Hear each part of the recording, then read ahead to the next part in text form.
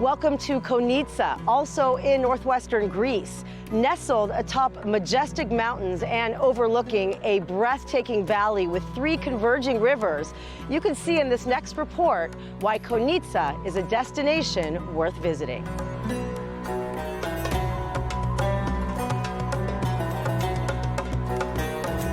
With an altitude of 2,000 feet, the crisp air and aesthetic nature of Konitsa feels like home to anyone who sets foot here.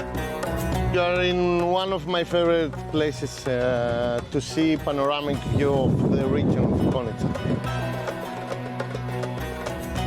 We have Sarandapos that is coming from north, and Voidomatis and Aos River that's coming from right. So exactly in the border, you can see the bridge down there. It's the natural border between Greece and Albania. Gone is the electric fence that divided Greece from communist Albania. It came down with the 1991 fall of the Soviet Union. However, the small town of Konitsa, with the current population of 3,000, has survived centuries of history of war and occupation.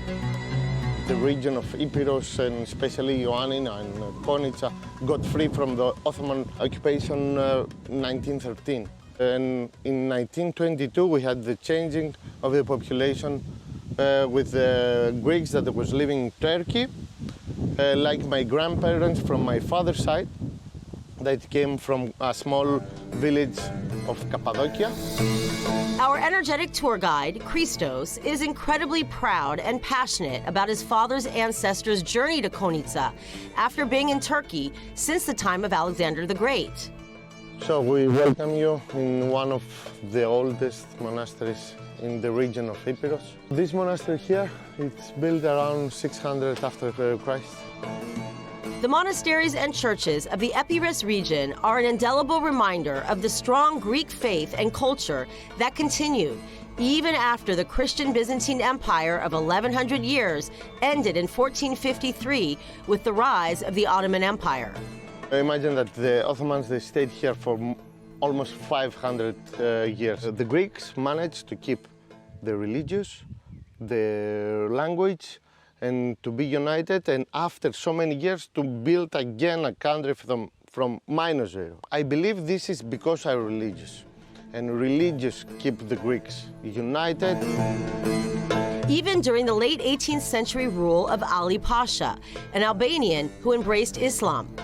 It's a place that is connected with the period of Ali Pasha, where you can see the remains and the ruins of his palace. Ali Pasha ruled with an iron fist and bloody hands from the region's capital of Ioannina, where our team went last summer.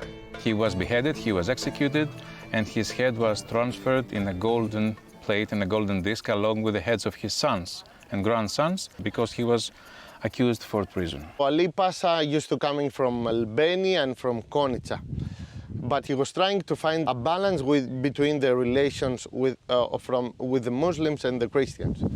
So he helped a lot the Christians because he didn't want to have them revoluted.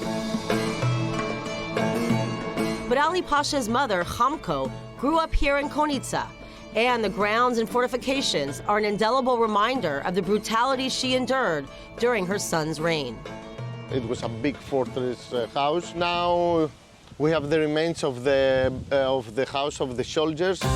Some historians contend that Ali Pasha killed as many as 170,000 people with his own hands.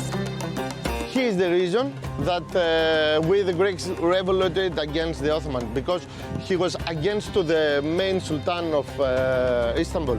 Ironically, Christos feels that Greece, which won its independence against the Ottomans in 1821, would not be the Orthodox, Christian, democratic country it is today without Ali Pasha's mark on history.